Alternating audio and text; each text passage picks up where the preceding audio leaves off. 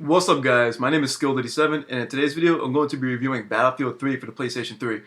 But before that, check this out. After this review, do yourselves a big favor, go to the video description below and I'm going to do a brand new layout for my written reviews because a lot of you guys actually like my written reviews. So I feel that, for my Battlefield 3 review, I'm just going to go all out with the written review. It's going to be really, really detailed. Everything's going to be spaced out properly, easy on the eyes and shit. I'm going to redo the good and the bad. It's going to be really detailed to the point where it's like crazy. So, with this video review, check out the video description for a much more in-depth, detailed review. Because I really can't get everything in this video review. And that's pretty much it. And that is my dog in the background because it's freezing outside. And it's like cold as shit. So I let my dog sleep in my room because he's awesome. So, yeah. Battlefield 3 is fucking awesome. Does it have its issues? Yeah, it's like standard DICE EA, no, excuse me, it's like standard DICE tradition, and they always release their beast-ass games, but they always release them with a plethora of glitches and issues, and then they get fixed like weeks later. That's like a really common thing with DICE. It's like, it's at to the point where they even say it's like, this game isn't gonna be released without its issues, just letting you know. It's how we roll. But yeah, the game is still awesome, and it's just fucking wicked. For those who are unfamiliar with the Battlefield series, this is not Bad Company 3, this is Battlefield 3. But Battlefield 3 is a hybrid of Battlefield meets Bad Company. The Battlefield series has always been based on humongous maps and always had a very strong, thing with vehicular combat. The Bad Company series was created with consoles in mind and was generally a console game with a strong, concept of player on player, foot soldier action. The gun mechanics were fucking bananas in the Bad Company series. So they thought, let's combine the best of both worlds. Let's combine Battlefield franchise with the Bad Company franchise and create a hybrid. And that's what Battlefield 3 is. Humongous maps, lots of vehicles, strong mindset with the vehicular combat and soldier on soldier, foot soldier combat and shit. And crazy recoil, amazing gun mechanics, a plethora of options. And they have successfully done that. Like, it works. They've done it. I got a message. Holy shit. But yeah. So with my review, hopefully I will convince you guys. Why is it? I will convince you guys whether or not that if this game is worth your time, your money, and shit like that. So let's talk about a couple things. Let's talk about the story, then the co-op, and then I'm gonna talk about the graphics and shit like that. The story is something we've all seen before. Battlefield has never been known for its story. Battlefield's always been big on the multiplayer. And then when Bad Company came around, they said, let's give the game a story. And even with Bad Company 2, with its improved story over Bad Company 1, the story itself was really just there. It was more like a training ground for when you go online. Sure, there's lots of amazing scenes. Sure, there's like parts of the campaign where it's just like, wow, that was pretty legit. But the story itself is tried. It's just another military, oh my god, get to the fucking nuke type shit. And we gotta figure out this conspiracy. The main character's name is Blackburn. You'll play from the perspective of several different soldiers and several different, factions and shit.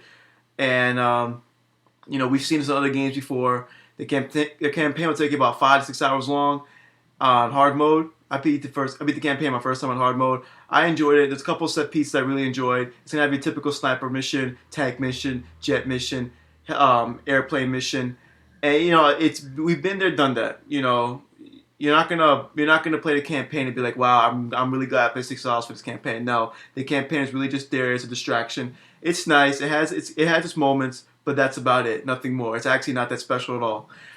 The co-op is nice. It is a two-man co-op. You can play the co-op with a friend through an invite system or a matchmaking system. And it's 6 missions, which is a little upsetting. Luckily, all 6 missions are different. One mission, you're going to do some shit like fight waves of enemies. Then you're going to do a stealth-based mission. Then a helicopter mission, one guy's flying, one guy shoots. An escort-style mission. So luckily, all 6 missions are different. And the incentive to get the players, what DICE did to get you actually played the co-op is the fact that not only are all 6 missions different, you unlock stuff, not for co-op but for multiplayer. So if you put time through playing the co-op missions over and over again, you unlock a nice amount of guns like the T-Rex or the FAMAS or the G3 for your multiplayer character. When you actually go online, you'll have a nice little early advantage from powerful guns. So like concept of you play co-op for about a week, then you go online, you rank 1, but you already have access to the FAMAS and the T-Rex and the G3. Those will take time to unlock, but it's the fact that you can actually do that. That's a nice little incentive to play co-op. And yes, there's trophies to unlock within co-op. And if you think all the co-op missions are hard mode, you get a nice little gold trophy and shit. But yes, single player and co-op are really just there. DICE has never been big or well known for their campaigns. The previous Battlefield games are strictly multiplayer. The Bad Company games introduced single player to the franchise, and then Onslaught was in Bad Company 2, and even that. Like, it's more of a distraction. They're fun. I'm not going to sit here and lie to you and tell you that they're great. They're not. The single player is fun, but that's about it. The co-op is fun, and that's about it. Neither are actually great. So let's talk about the graphics. I'm like really confused with the graphics. The Frostbite 2.0 engine is advertised to be this amazing fucking like masterpiece work of art, and this thing really like doesn't impress me at all. Bad Company 2 graphically was better. Bad Company 2 featured better destruction. Bad Company 2 featured better environments, in my honest opinion. Like, I'm being serious. Granted, I've seen hella gameplay for this game on PC, and as we all know, Battlefield is a PC game. Bad Company is the console game. So Battlefield, really doesn't shine that well. Battlefield 3 graphically on the console, it's like the destructible environments are very limited compared to what they were in Bad Company. Like, there's less and less buildings being actually destroyed. The debris doesn't look as good. Character models do not look that sharp. Animations are pretty robotic. When you get killed by an enemy and you see him running around and shit, his movements are pretty fucking lifeless and robotic. Luckily, the animations for your character himself, his hands, the gun on screen, those look great. The graphics on your guns look nice. But sometimes, like, even the lighting is a little off. The shadowing and the textures of shit, you can see pixels and shit on the screen. So the Frostbite Engine 2.0 may shine on PC, which we clearly see from the commercials. If you look up gameplay on YouTube, you see the amazing graphics of the PC, and I feel that this engine was clearly built for the PC, and it just really sucks on console. Bad Company, once again, is a console game. Bad Company was created with the intent for Xbox 360 and PS3 players. That's the reason why Bad Company 1 and 2 played so well on the console, because they were made with consoles in mind. The Battlefield franchise has always been a PC game. So now that, Battlefield 3 is on console, it's still relatively a PC game. DICE even goes out and says that they love the PC more. Granted, they claim the PS3 version is stronger of the console versions. They have no problems with admitting that they love the PC. DICE and EA, they love their PC, and I don't blame them. I mean, you can do hella shit with the PC. It is what it is.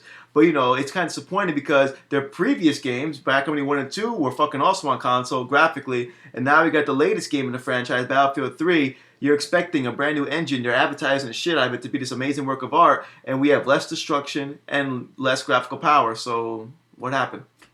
Sound effects. The sound effects are phenomenal. If you thought Bad Company 2 sound effects were the shit, this game is bananas. The shotgun in this game, it sounds exaggerated. I love these exaggerated sound effects. I am trained to utilize a pistol, an assault rifle, and a pump-action shotgun. I know what these guns sound like. I know what pistols sound like. I know what shotguns sound like. I know what AKs and M4s sound like.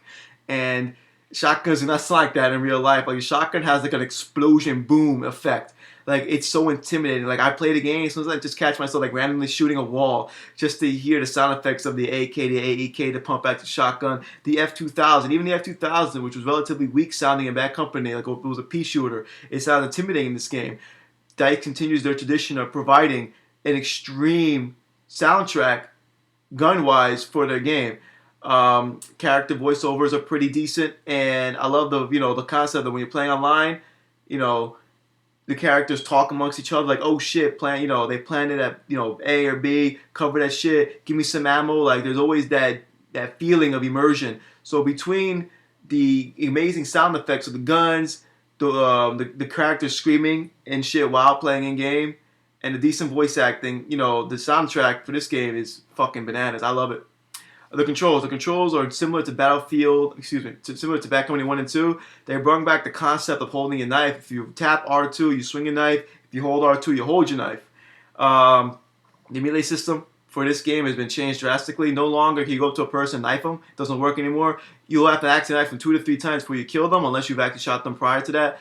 The knifing system is a one-hit kill from the back. You go up to a person, take up one of them, you press a knife button, one-hit kill. You do a nice cool little animation, and you get the dog tag. If you go up to a person in the front and you're not damaging them at all with pistols or and a rifle or some shit, your knife you'll get a hit marker once, twice, sometimes 3 times. So now this developers really want you to kill people. Like, don't run up to a person and knife them. They want you to actually shoot them, gun them down, get that fair kill and shit. I like that. Prone is back. Luckily, prone isn't bullshit like it is in Call of Duty. You're not gonna get into a gunfight and the guy's gonna go prone and kill you. No, it's not gonna happen. The prone system's really fair in this game. Your character goes on his hands and knees, then goes to his stomach, and then when he gets up, he gets on his fucking knees and he stands on his 2 feet. He doesn't just jump into prone. He doesn't just rise up magically from prone. It's a very fair, balanced prone system. I enjoy it. I like it. I appreciate the fact that they brought prone back, but it isn't bullshit like it is in Call of Duty where you're in the middle of a gunfight. I'm just going to go prone while I'm getting shot and kill you because my hitbox is all over the place now because the game's confused, so I just went prone. That doesn't happen in this game. And even snipers that are prone, like, they're actually not even an issue. They're not. But, yeah, the controls seem to have an slight issue on the PS3. I'm also sure about the Xbox 360. I do not own the Xbox 360 version. People on the forums, some people complaining about it, but mainly on the PS3, the controls seem to have some kind of delay effect to them.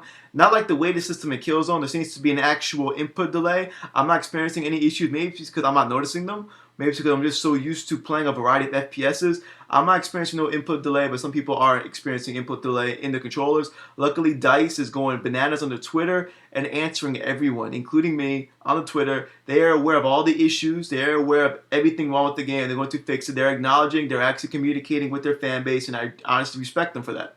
So, yeah, so the controls, in my opinion, are fine, but they need some work in the PS3. Other than that, though, the game maintains its mild-paced feel of, in a sense, not weighted controls, but depending on what you're utilizing as a weapon, the controls will feel a little different. And the game isn't like arcadey and fat. It goes with that realistic kind of feel to it. Like when you run, your screen shakes left to right. When you shoot, there's that heavy recoil. There's that real sense of you're actually holding a gun. So the controls are very immersive. So the controls combined with the sound effects are just fucking bananas. Let me see. Story, gameplay, blah, blah, blah. Sound effects. What am I missing? The online multiplayer. The online multiplayer is the reason you bought this game, and it is phenomenal. Like, I can't even talk about the online multiplayer that much because I'm trying to make this video under 15 minutes. The online multiplayer is the honest reason you bought this game. It's fucking awesome. Battlefield continues to prove that you don't need a plethora of game modes to be awesome. What you need is game modes that evolve as the game progresses and just gets more awesome. Rush is back. The legendary game mode of Battlefield Conquest is back. Squad Deathmatch is back. All right, Squad Rush, my favorite, is back, and now the newly added Team Deathmatch. It doesn't exactly fit into the Battlefield franchise, but it's nice that it's there, so the Call of Duty players can all just go in their own little servers and shit. The game has server browsing. Now you can do auto matchmaking, and if you want, you can gather your squad and look up a list of fucking servers to choose from, which is awesome. And you can have all these different filters and shit, and how you want to search a server or make your own server and shit. So I actually like that concept, giving the console gamers a little taste of what the PC players have the luxury of having. We're playing on PC, minus their amazing graphics. But yeah.